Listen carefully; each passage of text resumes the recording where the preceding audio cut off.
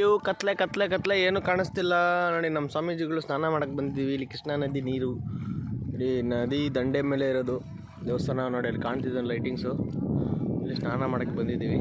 ನಮ್ಮ ಸ್ವಾಮಿ ಸ್ನಾನ ಮಾಡ್ತಿದ್ದಾರೆ. ನಮ್ಮ ಸ್ವಾಮಿಗಳು ಏನು ಕಾಣಿಸಲ್ಲ ಕತ್ಲಲ್ಲಿ. ಬೆಳಕಾಗಿದ್ದಾಗ ಮಾಡಿದ್ರೆ ಚೆನ್ನಾಗಿ ಕಾಣಿಸುತ್ತೆ.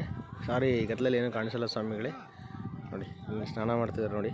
ನದಿ ನೀರು ಹೋಗ್ತೈತೆ, ಅಲ್ಲಿ ಬೇರೆ ಸ್ವಾಮಿಗಳು ಸ್ನಾನ ಮಾಡ್ತಿದ್ದಾರೆ. ಇವಾಗ ನಾವು ಇಳಿತೀವಿ ಸ್ನಾನಕ್ಕೆ. ನದಿ ನೀರು ಹೋಗ್ತಿದೆ ನೋಡಿ ಸ್ವಾಮಿ. ನಮ್ಮ ಸ್ವಾಮಿಗಳು ಇಳಿತವ್ರೆ. ಸೊ ನಾವು ಸ್ನಾನಕ್ಕೆ ಇಳಿತಿದ್ವಿ. ಇಲ್ಲಿ ನದಿ ನೀರಲ್ಲಿ ಸ್ನಾನ ಮಾಡಿದ್ರೆ ಒಳ್ಳೆಯದು, ನ್ಯಾಚುರಲ್ ವಾಟರ್. ಬೇರೆ ಬಾತ್ರೂಮ್ಗಳಲ್ಲಿ ಸ್ಪೆಷಲ್ ಇದೆ, ಅಲ್ಲಿ ದುಡ್ಡು ಕೊಟ್ಟು ಹೋಗ್ಬೇಕು ಸ್ನಾನಕ್ಕೆ. ಬಾತ್ರೂಮಲ್ಲಿ ದುಡ್ಡು ಕೊಟ್ಟು ಹೋಗಬೇಕು. ಇಲ್ಲಾದರೆ ನ್ಯಾಚುರಲ್ಲು ಫ್ರೀಯಾಗಿ ಉಚಿತವಾಗಿ ಸ್ನಾನ ಮಾಡ್ಬೋದು. ಪಾಪ ಕರ್ಮಗಳೆಲ್ಲ ಕಳೆಯುತ್ತೆ ಇದರಲ್ಲಿ.